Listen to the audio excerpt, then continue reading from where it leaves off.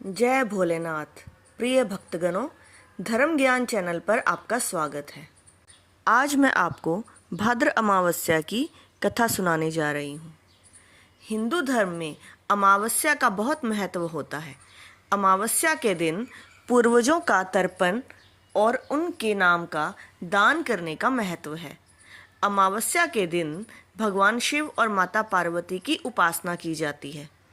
इस दिन अमावस्या व्रत की कथा सुनना भी शुभ माना जाता है। तो आइए सुनते हैं अमावस्या व्रत कथा। सोमवती अमावस्या व्रत कथा के अनुसार एक गरीब ब्राह्मण परिवार था।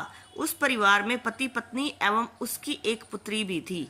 उनकी पुत्री समय के गुजरने के साथ साथ धीरे धीरे बड़ी होने लगी। उस पुत्री में बढ़ती उम्र के साथ सभी स्त्रियोचित सगुणों का विकास हो रहा था। वह कन्या सुंदर, संस्कारवान एवं गुणवान थी, परंतु गरीब होने के कारण उसका विवाह नहीं हो पा रहा था। एक दिन उस ब्राह्मण के घर एक साधु महाराज पधारे। साधु उस कन्या के सेवा भाव से अत्यधिक प्रसन्न हुए।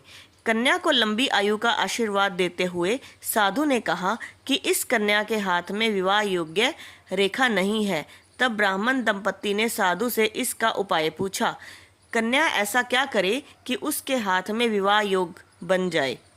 साधु महाराज ने कुछ देर विचार करने के पश्चात अपनी अंतर्दृष्टि में ध्यान करके बताया कि कुछ ही दूरी पर एक गांव में सोना नाम की एक धोबिन महिला अपने बेटे और बहू के साथ रहती है, जो बहुत ही आचार विचार एवं संस्कार संपन्न तथा पति परायण है।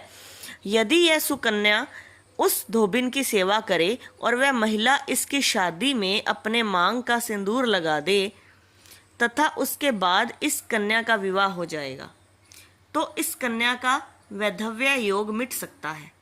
साधु ने यह भी बताया कि वह महिला कहीं बाहर आती जाती नहीं है। यह बात सुनकर ब्राह्मणी ने अपनी बेटी से धोबिन की सेवा करने का प्रस्ताव रखा। अगले दिन से ही कन्या प्रातःकाल ही उठकर सोना धोबिन के घर जाकर साफ सफाई एवं अन्य सारे कार्य करके अपने घर वापस आने लगी।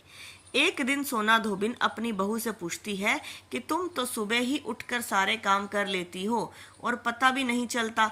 बहू ने कहा, माँ जी, मैंने तो सोचा कि आप ही सुबह उठकर सारे काम खुद ही खत्म कर लेती हैं।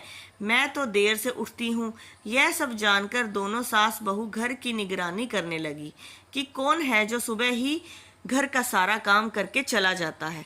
कई दिनों के बाद धोबिन ने देखा कि एक कन्या मुंह ढके अंधेरे में घर में आती है और सारे काम करने के बाद चली जाती है। जब वह जाने लगी तो सोना धोबिन उसके पैरों पर गिर पड़ी और पूछने लगी कि आप कौन हैं और इस तरह छुपकर मेरे घर की चाकरी क्यों करती हैं। तब कन्या ने साधु द्वारा कही गई सारी बात बताई। सोना धोबिन पति परायण थी, अतः उसमें तेज था। वह तैयार हो गई। सोना धोबिन के पति थोड़ा अस्वस्थ थे। उसने अपनी बहू से अपने लौट आने तक घर पर ही रहने को कहा। सोना धोबिन ने जैसे ही अपने मांग का सिंदूर उस कन्या की मांग में लगाया, सोना धोबिन का पति मर गया। उसे इस बात का पता चल गया। वह घर से निराजल ही चली गई थी। यह सोचकर कि रास्ते में कहीं पीपल का पेड़ मिलेगा तो उसे भंवरी देकर और उसकी परिक्रमा करके ही जल ग्रहण करेगी। उस दिन सोमवती अमावस्या थी।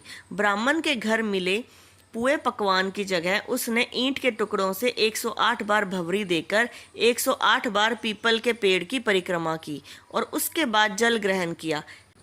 ऐसा करते ही उसके मृत पति के शरीर में जान वापस आ गई। धोबिन का पति फिर से जीवित हो उठा। ओम नमः शिवाय। ऐसी और कहानियों के लिए हमारे इस धर्म ज्ञान चैनल को सब्सक्राइब करना न भूलें। जय भोलेनाथ।